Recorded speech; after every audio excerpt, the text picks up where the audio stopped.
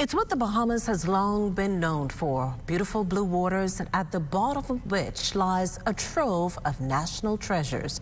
The Davis administration, though, wants to implement new regulations to ensure that that treasure is not pirated or removed without proper law enforcement mechanisms in place for recovery and preservation. And making that happen calls for an amendment to the Antiquities, Monuments and Museum Act. Altovise Munnings picks up the story from here. Good evening, Makushla, and good evening, Bahamas. We can tell you that the Bahamas is known as the largest Atlantic world archipelago, and our waters hold an amazing and vast treasure cove envied by the world. It's that underwater cultural heritage that the Davis administration wants to preserve and protect for Bahamians only through an amendment to the Antiquities, Monuments and Museums Act. Our cultural heritage isn't confined to the borders of our islands.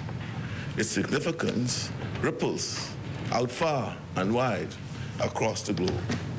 This is why it is so crucial that we, the government of the Bahamas, exercise firm control over its management. Secondly, to strengthen our management and oversight capabilities, we need to invest in our people. We need to provide them with the training and the tools they need to carry out this important work. Thirdly, we have updated the licensing fees to expedite the review process and to effectively monitor the recovery and conservation efforts of our precious artifacts. This is not just about funding. It's about making sure that every step of the process is transparent and accountable. Prime Minister and Minister of Finance, the Honourable Philip Davis, confirmed in his parliamentary contribution Wednesday the updated amendment will enable a 50-50 split of recovered artifacts found in Bahamian waters between the AMMC and government. Government will also get first preference in selecting a share of recovered artifacts, and regulation power will also be granted to prescribe the maximum period for the granting of a particular license.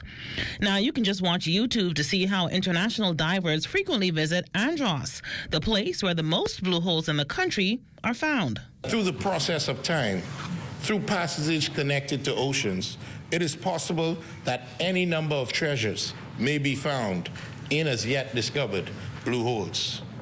Therefore, Mr. Deputy, this Davis administration is also recommending that the licensed area be limited to 25 square nautical miles and restricted to specific coordinates. Carmichael MP, the Honourable Keith Bell, cited the estimated billions in treasures of the 1656 Maravilla shipwreck off Grand Bahama. He also used his parliamentary seat to put the former administration to task for their handling of an underwater license reportedly issued in 2019. What research was undertaken prior to issuing the license to a known treasure site? What were the considerations that resulted in one applicant receiving preference over the other applicants?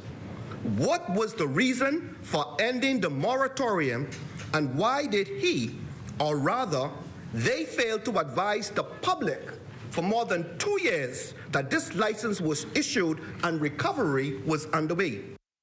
And according to Prime Minister Davis, 3 new archaeologists have been hired at the Antiquities, Monuments and Museums Corporation, and a conservation laboratory will be mounted to ensure that the government's 75% share of recovered artifacts are properly conserved. Reporting live in studio for the Bahamas tonight, I'm Altovise Munnings. Back to you, Makushla.